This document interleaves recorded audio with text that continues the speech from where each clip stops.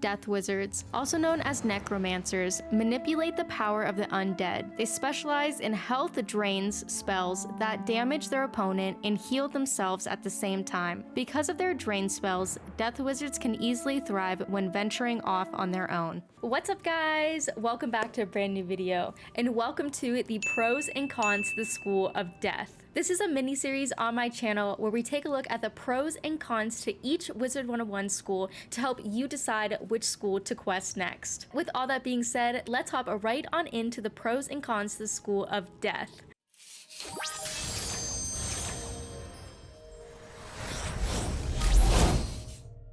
Now, let's begin with the pros to the School of Death. So, first things first, Death has some of the most versatile spells in-game, allowing for the school to be an amazing support school when need be, and also a very solid hitting school. Next, in my opinion, Death is one of the easiest schools to solo in the game.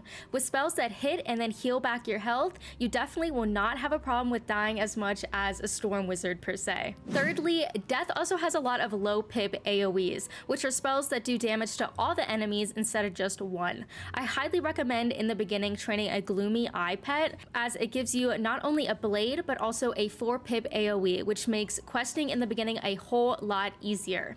Death not only also has a 5 pip AoE, which is Dear Knight, but they also have another 4 pip AoE now, which is Ship of Fools. And I do have to mention that getting Dear Knight and Ship of Fools is not a easy task, but we will talk about that more in the cons section. Death also has spells like Feint and Bad Juju, which are not only extremely helpful when solo questing, but also when you are in a group supporting the hitter. As a Death Wizard, your accuracy is also a solid 85%, which means you will not have to deal with fizzling as much as a Storm Wizard would. And lastly, Death Wizards' attacks are boosted when they hit life and balance enemies. So now let's move into the cons to the School of Death. First things first, I would say the biggest con to the School of Death is that they do not learn an AoE until level 48, which is Scarecrow, meaning their early game can be a bit of a struggle unless you want to spend money and time to get either Ship of Fools or Dear Knight. Like mentioned earlier, getting either of these spells is not an easy task. Ship of Fools you can get from the Celestian Spelemental pack or by farming Spelements,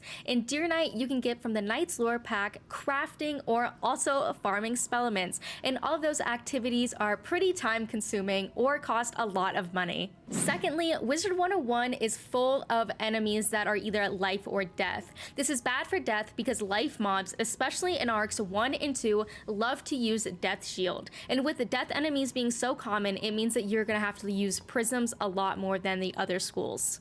This next one is a pro, but more of a con. Death has a lot of spells that make them hit themselves, which is especially useful if you have a weakness on, for example, but if used incorrectly, this could also just make your wizard die. And lastly, life and balance enemies boost on the Death School. So all in all, I highly recommend making a Death Wizard if you are going to be soloing the game, and in my personal opinion, Death is one of the most fun schools to play, and I highly recommend that you try it out if you have not already. But yeah guys, that is going to be it for the pros and cons to the School of Death. If you did enjoy this video, please make sure to leave a like and hit that subscribe button before you go. It goes a really long way and shows me that you guys are enjoying my content. But yeah, make sure to comment down below which school you want me to do the pros and cons of next. But that's going to be it for me. I love you guys so much. Thank you so much for watching, and I'll see you in the next one.